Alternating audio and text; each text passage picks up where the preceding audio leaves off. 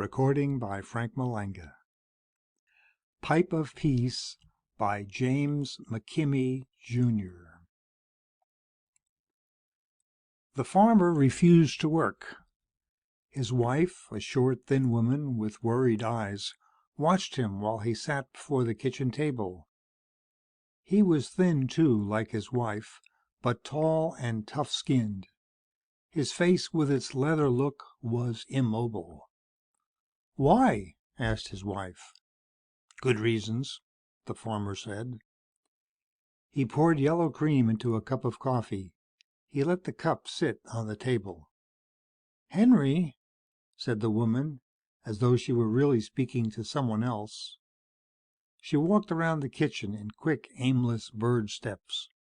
"My right," said Henry. He lifted his cup, finally tasting. "We'll starve." "Not likely. Not until everybody else does, anyway." The woman circled the room and came back to her husband.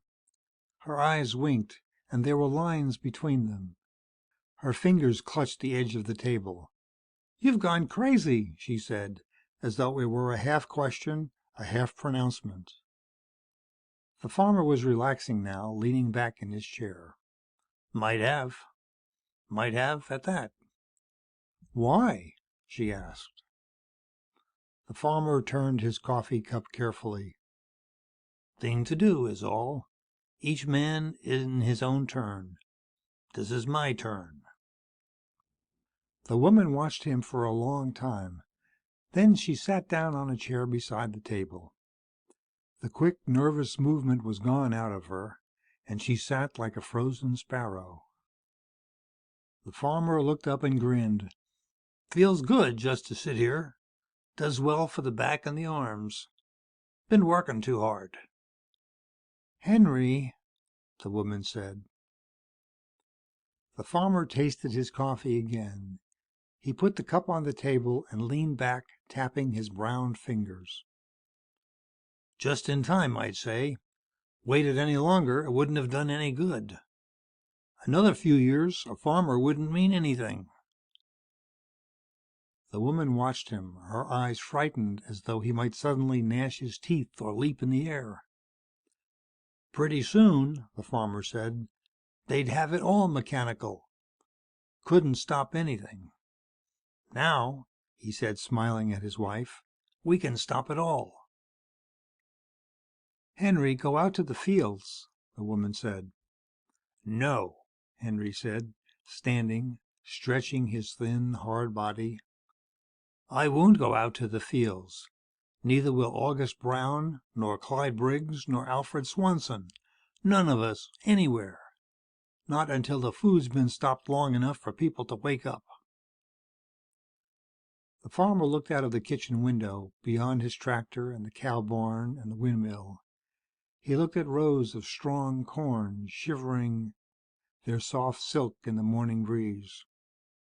"We'll stop the corn, stop the wheat, stop the cattle, the hogs, and the chickens." "You can't." "I can't, but all of us together can." "No sense," the woman said, wagging her head. "No sense." "It's sense, all right. Best sense we've ever had. Can't use an army with no stomach. Old as the earth. Can't fight without food. Takes food to run a war."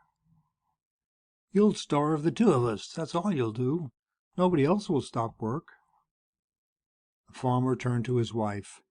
"Yes, they will. Everywhere a farmer is the same. He works the land. He reads the papers. He votes. He listens to the radio. He watches the television. Mostly he works the land, alone with his own thoughts and ideas. He isn't any different in Maine than he is in Oregon. We've all stopped work. Now. This morning." "How about those across the ocean? Are they stopping too? They're not going to feed up their soldiers? To kill us if we don't starve first?"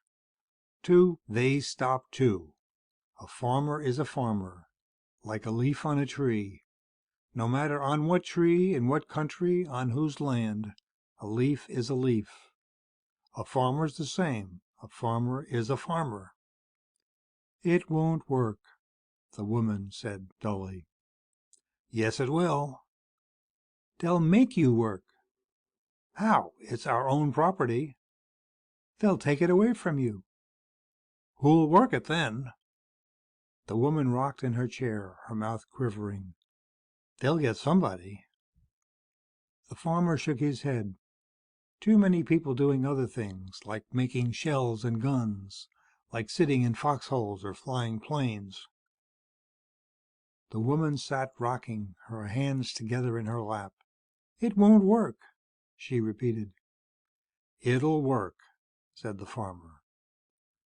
Right now it'll work, yes. We've got milkers and shuckers, and we've got hatchers for the chickens. We've got tractors and combines and threshing machines. They're all mechanical, all right, but we don't have mechanical farmers yet. The pumps, the tractors, the milkers don't work by themselves. In time, maybe, but not now. We're still ahead of them on that. It'll work. Go out to the fields, Henry, his wife said, her voice like the sound of a worn phonograph record. No, the farmer said, taking a pipe from his overalls. I think instead I'll just sit in the sun and watch the corn. Watch the birds on top of the barn, maybe. I'll fill my pipe and sit there and smoke and watch. And when I get sleepy, I'll sleep. After a while, I might go see August Brown or Clyde Briggs or maybe Alfred Swanson. We'll sit and talk about pleasant things, peaceful things. We'll wait. The farmer put the pipe between his teeth and walked to the door. He put on his straw hat, buttoned the sleeves of his blue shirt, and stepped outside.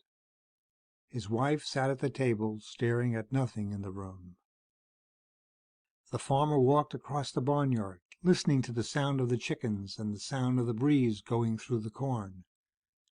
Near the barn, he sat upon an old tree stump and filled his pipe with tobacco. He lit the pipe, cupping his hands, and sat there smoking, the smoke spiraling up into the bright, warm air.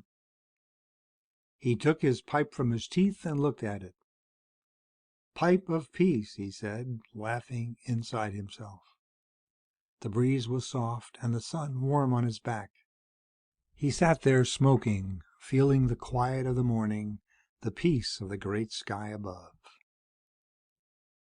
He had no time to stand or to take his pipe from his mouth when the two men crossed the yard and lifted him up by the arms. He dropped the pipe while he was dragged past the house to the road beyond. He had no time to yell or scream before his hat was swept from his head, the overalls and the blue shirt stripped from his body. He had not even thought about what it was that had happened before he was thrust inside a white truck with strong steel sides and with grilled windows like those of a cell. He was just sitting there in the truck, without his clothes, speeding away with August Brown and Clyde Briggs and Alfred Swanson. Outside, the sun was warm upon the earth. Chickens clucked in their pens, while birds fluttered about the top of the barn. A pig squealed. The corn rustled. And beside the farmhouse, on the ground, lay a pipe, its tobacco spilled, the last of its smoke swirling out of its bowl into the air, disappearing. The woman sat in the kitchen of the farmhouse and turned her head when the door opened. She widened her eyes and caught at her throat with her hand.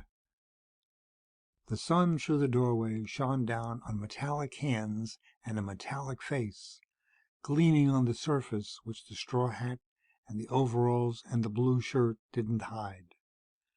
The door snapped shut, and there was a sound of heavy metal footsteps against the kitchen floor. The woman pressed against the chair. "Who are you?" she screamed. "Henry," said the mechanical thing. End of Pipe of Peace by James McKimmey, Jr. Recording by Frank Malanga, Pembroke Pines, Florida.